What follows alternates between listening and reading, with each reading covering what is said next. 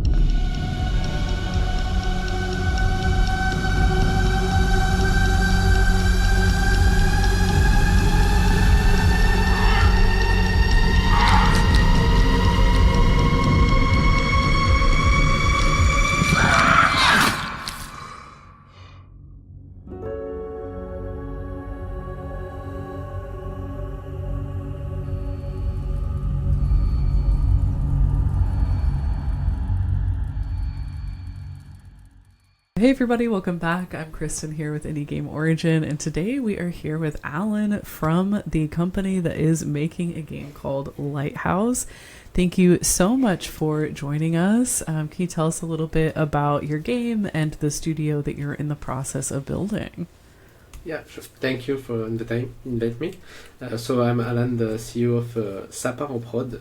Ça part en prod, it's a French expression to say let's go to work when we brainstorm for a future or something like that, and we are all agree with that. We say Ça part en prod, let's go to work.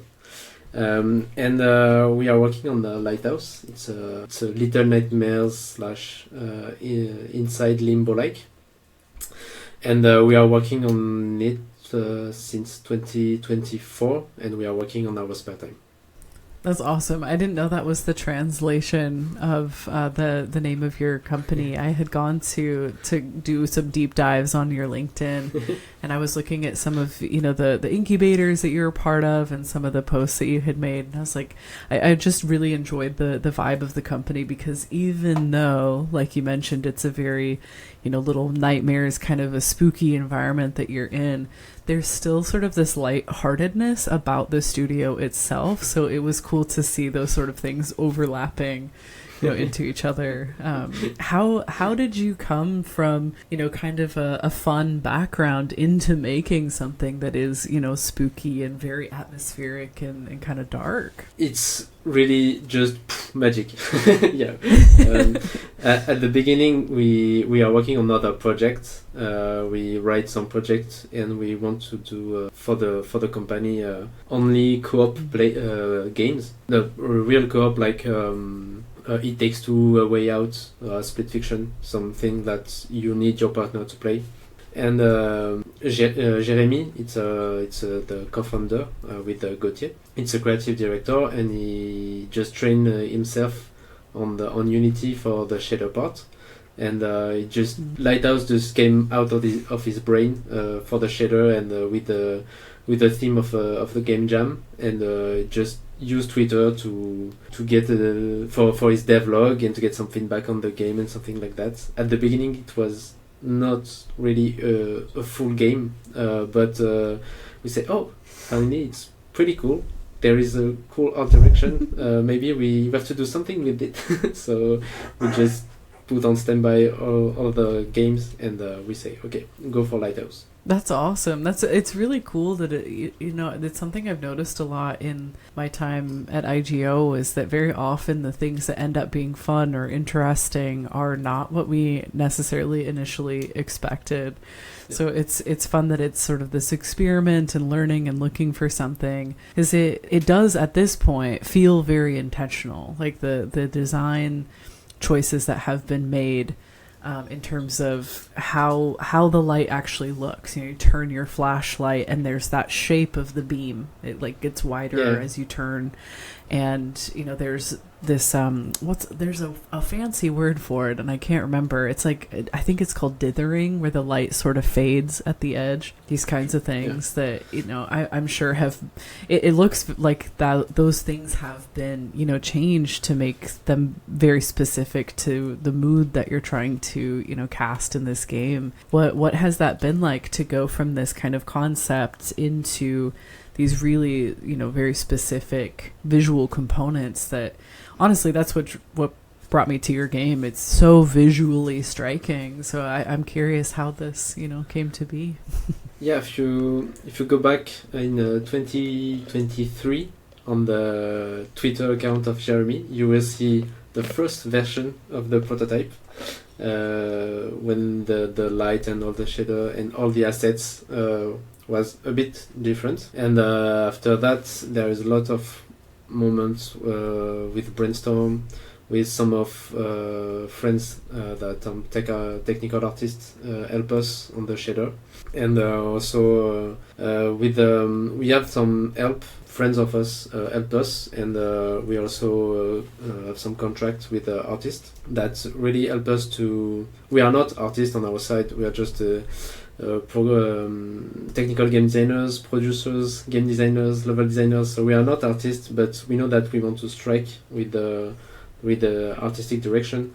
So we hired some artists to help us on the vision and the artist part, and that's why. If you go back on the 2023 and now, there is a lot more thing with Hellboy, with the Mignola art style in the comics, because those guys just really help us to say that's what you have to do with the game, and so we say okay, go for it. But there is a lot of back and forth all the way. We just hired them, I think it's in October 2024, and awesome. They got us for 6 months, and there is full 6 months in asynchronous work, because we are working on our spare time. They were working on the day job, so that was so messy. Yeah, I can imagine. Well, and something just from my background in design and marketing, I know a lot of things need iteration. It's like the first version needs editing for whatever reason, maybe a technical reason, or maybe it's not in the visual direction that you originally imagined. So I can imagine too, just going back and forth trying to get it precise to exactly where it needed to be can probably be chaotic at best. Yeah. And even if we're not starting from zero, because we got the first prototype, but it was not meant for a full game. So when we say, okay, we go for the game, we need to rethink about everything, to say we need to rethink the game design, we need to rethink the level design, what we can do with the monsters, what we can't do with the monsters, and a lot of things like that, yeah. But we got a prototype, but I think 4 to 6 months just to rethink about the game. Yeah, absolutely. I think good games Many of them. There are some exceptions, but I feel like really good games take time. They have to sort of. I realized when I was living in France that marinate means something different in French, but to marinate on it, to think about it for a long time, not sweat on it, but to think on this for a long time. I think those are when you finally have that like aha, that sort of eureka moment when something kind of comes together. What was that for your team? When did you know that you had finally kind of hit what you wanted to do with the title? And at this moment, we say "ça part en prod." Yeah. Yeah, totally understand this. It's a good feeling. It's a really good feeling when everybody say, I bet. "Yeah, it's good. That's what we want to do." That's awesome. Yeah, it must be so fun to finally, put all the pieces together and know what you want to do. Because it's something that really stood out to me as well, looking through, some of the trailers, and you have some really nice GIFs on your Steam page as well. If you're watching this, go check out the Steam page. Make sure you wishlist it. There are these really interesting combinations of sort of classic level design, these sort of time sensitive, get away from the pokey thing, avoid being stabbed, these sort of classic level design elements. But there's also these very unique combinations of monsters and light and things that are chasing you in different kinds of ways. How has the use of light changed your approach to level design? I can imagine that was a very hard thing to put together. What problem do we want to solve, and how does the light actually aid or assist the player in trying to get through this specific problem? Yeah. For the basis, we really want to do something really simple. All the mechanics now are really simple. You just have your light. That it's really simple. You just can turn the lights on 360 degrees. You can go up and down. Well, for now, maybe later. So we base all the first round and all the bases with that, and with the classic thing when you put the lights on a switch. The switch it's on and off, and or a loader switch, it's a time loader, so you can play with the doors and something like that. And at the real beginning, with monsters, you can't kill monsters, but after playtest and a lot of playtest, because there is a lot of playtest to get this version that we got, we just kill this feature, and we say, okay, you only can survive with the monsters. So there is a lot of different monsters, and you have to find the way with the lights, how they react with the light, and that's how we think everything. We have the basis, the lights, and how we can push further with just one simple thing, a light. So for now, we just have some parasite on your arm. It's a flashlight. I didn't realize that. Looking at the material, a lot of people didn't realize it, but that's interesting.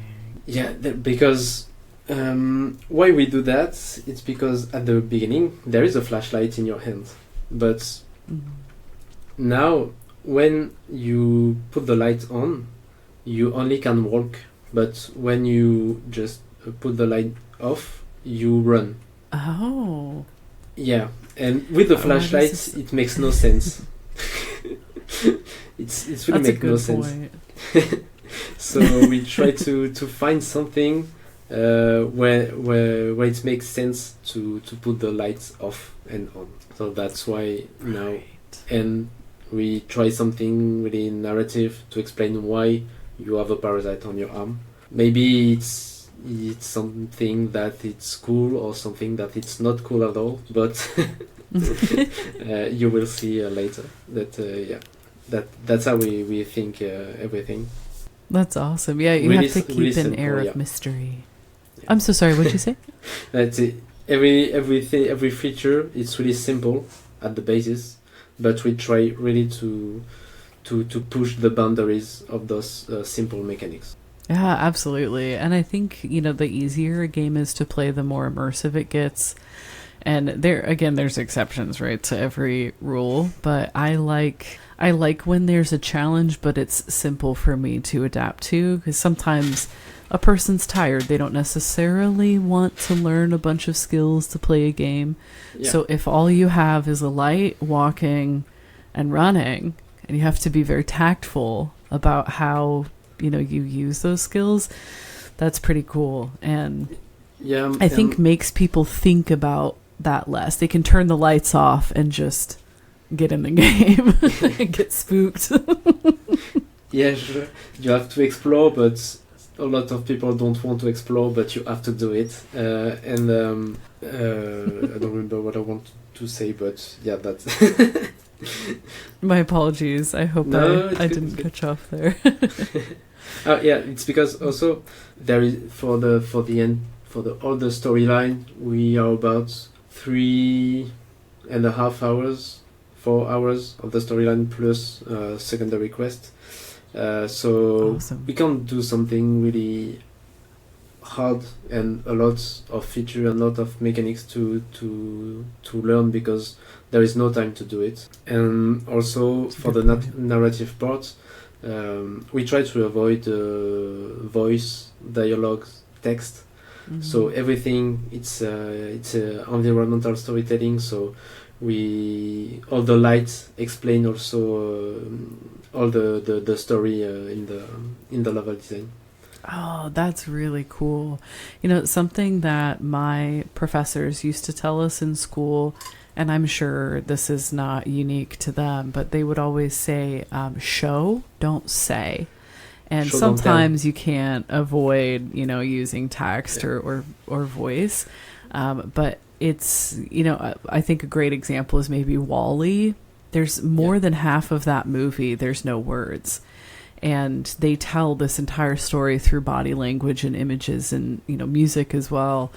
And so I'm really, really curious to see how the story has developed, without the classic, methods, that people would use to tell a tale. It's completely our baseline. It's show, don't tell. For Lighthouse, this is the best line. Yeah. I like that. Yeah, it's cool to see too. I think the human mind, I think our brains like this sort of puzzle building, picking pieces, putting things together, and going, oh, I think I figured out what's going on and why I have this, thing coming out of me. Yeah, and it's pretty cool also because as you are in the dark, you are plunged in the dark, you create your own fear. Maybe it's something, but maybe there is nothing, but you create your own fear, what you faces when you were young, because you play as a young character of 12 years old, around 20 years old. So it's all on your own fear, that the fear that we want you to have. So that's really simple for that. It's really cool. I like that. That's a good tagline too. Create your own fear. You create your own fear. I think about that sometimes with my son, because we were thinking recently, like, I wonder if he will be afraid of the dark, because the place that he sleeps is very, very dark. I was thinking when I was a kid, because the house that I lived in was massive, and I was so afraid of nothing. I mean, it's nothing. There was never a monster. There was never anybody coming in the house. But you can imagine just the worst possible thing from under the bed or the closet around the corner. We are really creative when we are in fear. That's true. That's a good point. The monsters, the scarier elements of the game are also really visually interesting, and I'm curious, what's the process been of developing the aesthetic of the monsters? Was that also from the art team that you're working with for a while? Yeah, that we got a lot of references with what we want to do. We tried to do something really like Silent Hill, when maybe you see something it's common for you, but there is something on the character that it's not normal. I think it's in German it's das unheimlich or das unheimlich, something like that. When it's something really for you, it's like a humanoid. It's like a person, but there are no faces. So it's something really weird, really strange, and we try to do that with all our monsters. And for the not just the first monsters that we got, it's a spiders. It's a spider, but it's spider made from human corpse or human body. Yeah. Oh, spooky! Oh, people are gonna love that. Oh, it's gonna look cool on stream. Like, that's gonna be so fun for streamers for sure. As you were talking that, I had this sort of maybe this is insensitive to say, but war flashback. I was having this memory of playing The Last of Us 2. And there's like the final boss in that game, I think is probably the scariest thing I have ever fought. I think they called it the Rat King. Did you ever play this game? No, I didn't play it. Oh my god, it's the scariest thing I've ever played. And I watched this interview with some of the developers where they messed with the light specifically to make it more frightening. And the Rat King, yeah. The Rat King. It's a picture of it just looks like you're like, what is this? But when you play it in the game, you're like, oh my god, I'm gonna die. Yeah, It feels like you're gonna die in real life. It's so scary. And so something about that, these characters, in a way, though visually they're very, very different from each other.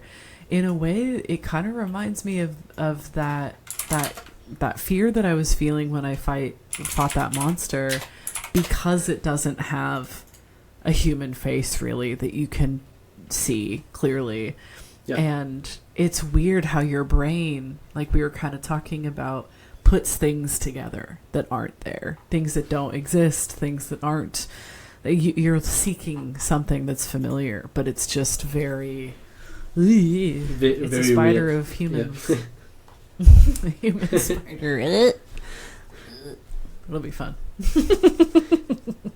Yeah, but as it's in the dark, you don't see it a lot, but when you see it, you see it. It's true. Yeah, that's a good point.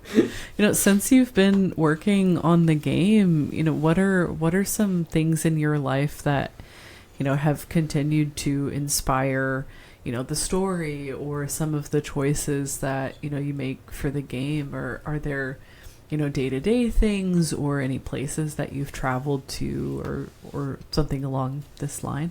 I don't think right now I have something in my common life that I can say, oh, it's a reference for the game. As you are playing in the, so the game is called Lighthouse, but now you are not in a lighthouse, you are in an abbey. So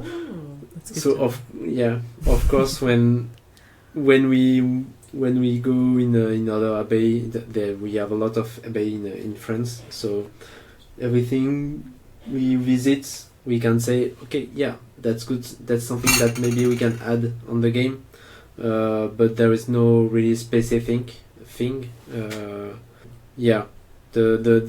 real main, and now, that's more the games that are going to release, like Deer and Boy, but it's more for the mechanic that for the game itself, or Reanimal from Tarsier that will come in 2026. So I don't know if you know it. Tarsier, the studio that made all the Little Nightmares, except for the 3. Right. The 3 it's THQ, I think. But Tarsier, but Tarsier will release Reanimal. It's really, really, really darker than Little Nightmares. It's funny because I am logged into my account and I'm trying to click on this and it's like, is this really, do you really want to look at this page? That's so funny. I'll have to look at this. It's I hadn't heard about this yet, but you can see a lot of the same visual components between the games. It's really fascinating. Oh wow, this is gorgeous. Oh, it's really cool to see this. It's something that I really appreciated about Lighthouse and many of the games that are coming out in the horror genre. So I think people are finally starting to really embrace this as a genre. I don't think it has to be. I don't know. I've been playing games for so long, and I remember playing BioShock, like the original one. One of my friends saw me playing this game and was like, "What are you doing? Why? Why would you do this?" I'm like, "It's fun, I swear." But now everybody's finally, I think. Well, not everybody, but a lot of people are embracing, horror and these kinds of spooky ideas and exploring kind of these weird parts of the human brain, these things that we live with and walk around with and think about sometimes. The fun part of it is I didn't like anything about horror. I can't see a horror movie. I can't play an horror game because I'm just doing some nightmares. So I can't do that. I hate it, but I'm working on it. But I'm more like the guy that do what the other don't want to do. I'm the administrative part, the HR, PR, marketing, funding guy, and the others are working on the game. So, but I playtest the game a lot, and I made a lot of playtests. So, but yeah, I don't like horror. That's so funny. It's interesting because I'm not gonna lie. I mean, I guess I'm sort of picky about games only in that I just have such a limited amount of time. If I could work, if somebody would pay me money to play games all day, that would be great. But womp, I can't. It's just not real. But I do. I think I can only really think of maybe 5 horror games that I've played all the way through, and so I would say it's probably not at the top of my list of genres, but I do really appreciate the artistry. I do think it's an art to truly make horror work, and like people who are really hardcore into horror can tell, when somebody, like the developer, not you, but like the developer of the game, they can tell when somebody's, really passionate about just making something that's like spooky or weird or something like this. And I can tell, your team really cares about it, and the artists really care about making it really cool. And also, something I was curious about too is that, in the trailers, you can hear this really kind of spooky, atmospheric music, and I wasn't sure if that's placeholder music or if there is actually a soundtrack that's been, in development or developed for the game. We develop everything, nice. And so we have a sound designer that the sound designer from the game industry, and it's the guy that are in Unity and do every sound, and he made every sound in house at this desk. Wow. It's not a bank of sound. And for the music, we have a big friend of mine that is an artist. It may just realize some documentary because it's also a videoist. He do a lot of things, and that's cool. And he made also music, so it just composed all the music for the game. So everything, wow.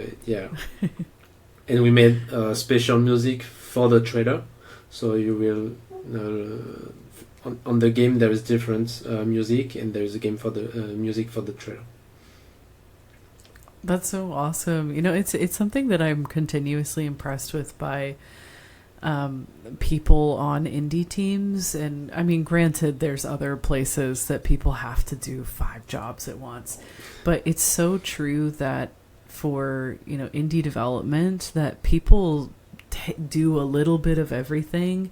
And I'm continuously impressed how good people are at all of the different things that they do. And all of the, what's the expression? All the hats that you have to wear, in a tiny team. And it's, personally, I really like that. I know some people don't really like to change gears, but I just have such admiration for people who can really, truly, like, I'm going to go do music, and then I'm going to go do this other thing, and I'm going to make all these sounds myself. It's such a cool, it's really cool to see creative minds come together and build these, really, really cool, unique experiences. It's super cool that he's on your team. Yeah, it's so cool because I think when you are not an expert on your field, because me at the beginning I'm a producer. I'm not a developer. I'm not something like that. And also on the team, a game designer. He's not a UX designer or something else. But you are not an expert, but you have to deal with it. So there is a lot of creative ideas that come in mind, and we say, okay, maybe we have to do that in that way because it's the only way that we know we can do it. So it brings something different from the normal way or the standard, I think. And I think that's why indie game and indie industry, it's really cool because it's the only way to see something appear that in the normal way never could appear, I think. Yeah, absolutely. Well said. It's really true. I think games like Lighthouse and many indies that I've talked to would never have gotten the cut on, a AAA budget. But I also don't think that they would be as cool. I mean, don't get me wrong, I love AAAs. Like, there's some AAAs that are some of my favorite games ever. But probably 80% of them are AAAs. But it's it's so fascinating because I'm not sure how old you are, but since I'm in my mid-30s, and in my head I'm 12. But in my I've been playing games for what? 30 years probably, something like this, which is crazy to think about. But 30 years ago, it wasn't, you and me and people sitting in their office grinding away on Unity, making these really cool experiences. And it's such a cool time that small teams can pull together these really, really cool, almost art projects that can get made, and I definitely think Lighthouse is going to stand out in the crowd.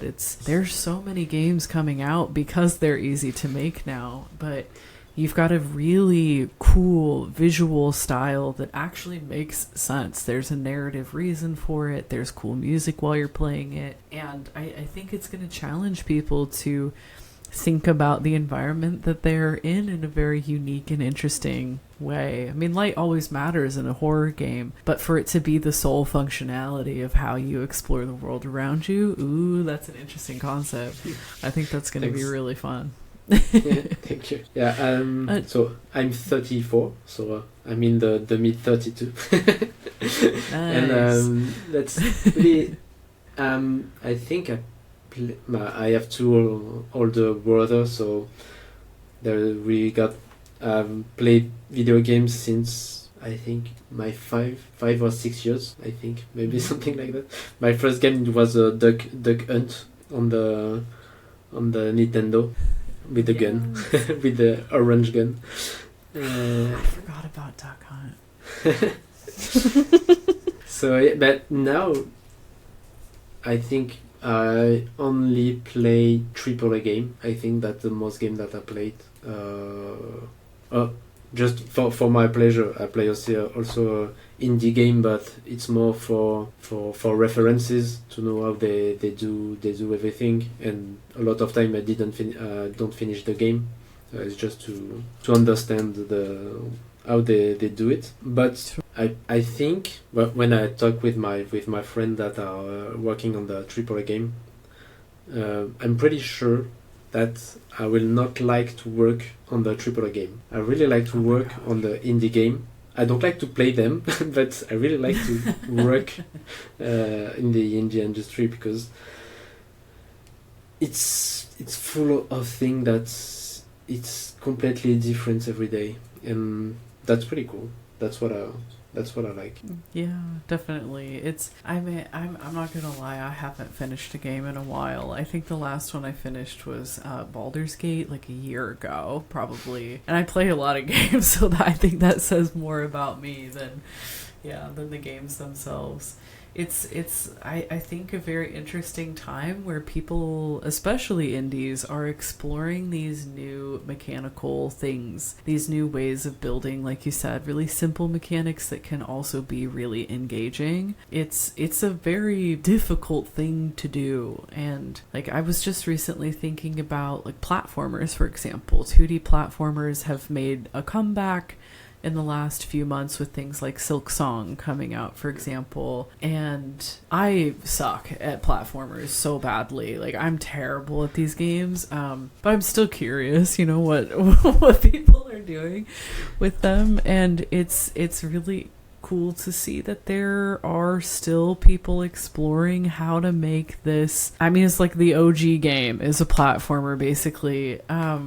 How to still make that interesting after it's been, I guess Pong even counts as a platformer, so since the 70s, right? And people are still making it interesting, and I find that's something that I just admire about humans, is trying to create something new that you would never find any other place. And yeah, I'm with you though. Most of I would say probably 80% of the games I've played in my life are AAAs, but like Mass Effect. But there are some indies breaking through, and it's really interesting to see the percentage of market share really shift in favor of indie games in the last year in particular. I think there's a big piece of financial pie out there for indie game teams. Yeah, but for me it's the hardest thing.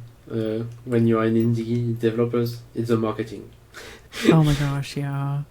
I can empathize. You can't have the luxury to have someone that's working on the marketing side. So you have to learn how to market, but it's so hard. It's really hard. Yeah. As a person who works in marketing and PR at my day job, yeah. Yeah, for sure. Like, for example, so I've been in marketing for a really, really long time at this point. Time doesn't feel real, but I work with a variety of clients. One of my clients sells shirts, for example, and there are 3 people on the team. There's a guy who does production of the shirts, and all of the like overhead boring stuff that I don't want to do. And the other 2 people on the team are marketing people, because that's how important that you need 2 full people to like do the marketing for, and these are for t-shirts, this is for products people want to buy. And so, I think about that applied to a game. It's really hard, especially, in games now. Last year in 2024, there were like 18,000 games that came out on Steam. So how can a game be seen? It's really a competitive place, and yeah. Games marketing is tough, and it's time consuming. I think that's part of it as well. Yeah, that's the thing. That's really time consuming, and when you are like us, that we are working in our spare time. So even in our spare time, we have to spare our time on everything, and so you have to spare the time with the marketing. It's It's so true. But if I can, one thing that I have found that is very helpful for games, if you're posting on X, Blue Sky, those kinds of things, if you don't already, I recommend Canva, just because you can make a template in there, and I'm pretty sure they have a free version. I have to use the fancy paid version for my day job, but I'm pretty sure in the free version you can upload short clips in there and then really easily export them as GIFs. So I made a template in Canva where I can just drag and drop a video, really quickly clip it, and then just export a GIF, and it takes now like less than 5 minutes for me to do that. Making the templates a little bit of a pain in the butt while you don't know what you're doing, but then it becomes really easy to just, okay, I'm gonna just like crank out some GIFs like when I'm working on. I have other jobs, so I already used the pro version of Canva, and Nice. now Yeah. you can. There is already all the format for every support. So if you need a format for X, a format for LinkedIn, a format for TikTok, you can do it with Canva. So yeah, it's really easy, but the thing it's more all the setup that I think it's more like all the ID to create something that it's really time consuming for that. For me, it's not to create the video or something like that, because all the video we are doing it directly in Unity. I have something on Unity just for me to do all the marketing stuff. I can play what I want, but it's more like, okay, what we want to show now, why now. Right. And I think sometimes we also are so harsh with us, and we say no, it's not the good quality that we want, but we don't care, just put it. We need to do something, put it. But yeah, we are a bit harsh. We want to show something really clean, really cool. But that's why it's a bit time consuming. Sure, and that definitely does matter. People, I mean, even people who aren't designers, I think, have a sense for when something just doesn't look fully, put together. And, something that I wish I could always say to indies, because of my background, is that the visual matters. It really actually does. But the good thing about the internet is that despite what people say, it isn't forever. So if we post something, you can always hide it later. So I do a lot of rapid testing, where you can test out, which elements of the game people are responding really well to, and then just hide the stuff that doesn't, gain traction. But again, it's just time consuming, because it's a lot of decisions to make, and looking at the data. And, yeah, if you're trying to build a game, it's so hard to be okay, I guess I'll add time to this other time that I was already taking from the rest of my life. And there is so different platforms that you have to show something different, because you don't talk to the same people. So when you post on Instagram, you don't post the same thing on TikTok, on X, on that's why it's really consuming. It's so true. Yeah, it's so true. I'm a community manager for a studio right now, and we've been experimenting with who responds to what online, and that takes all of the hours of my week, is literally just those tests, because it's just so much. It's a pain in the butt, yeah, which I think is the nice way to say. And and it can get costly really quick. So I really feel for indies, because I've been in this industry for, well, not games, but I've been in marketing for a really long time, and it's, even with all the tools at your disposal, it is a very time-consuming process. And if you don't like it, I can which I get. So I'm not a developer, because I'm really bad at code and I don't enjoy it. So if people don't enjoy marketing, I totally understand why they don't. It's just, it's a pain getting seen in the. God, I think there were almost 400 games that came out this week alone. Yeah, Steam, yeah, but there is. I thought a stat last year. I think there is a lot more of games, but there is no lot more of expenses on the marketing side. So there is a lot of game that there's just here to be put on Steam, and not to pretend to gain something. A lot of developers just say, okay, I can do it, so I do it, but I don't want to make some money with it. Or maybe sometimes it's just for the portfolio. They need to put a game on Steam to have a portfolio to be able to work on the industry. So they don't want to make money with this. They just, okay, I can do it, so I do it, and I need it for my portfolio. There is a lot of game like that. And when you see the stats, if I remember well, AAA game, they are not put more expenses on the marketing side that they do before the 15k game release. So yeah, there is a lot of game, but it's just because it's easy. It's easier than ever to push a game on Steam. I think that it's my opinion, but and with the stats. So Sure. Well, something like I was seeing recently that something like 80% of games that come out don't make the money back that the dev team paid to put that on. But I mean, $100 just to put out a game, to be like, hey, I put out a game. That's I can understand that. I think that's a pretty reasonable thing to do. And, for creative people, it's like, I can imagine it almost being like a painting. Like, hey, look, I made this beautiful painting. Look at this cool thing that I made. And yeah, so I respect it a lot. I think it's really cool to see. It's going to be really interesting to see what happens in the coming years, because, there's a lot of people that feel like, I think AAA will always be around. I don't think it's ever going to go away for sure. I do think, there's an ever increasing size of audience that's interested in playing smaller experiences, and it's going to be really cool to share your piece of creativity with the world, and see if you do end up liking horror after all is said and done, but probably not, and that's totally fine.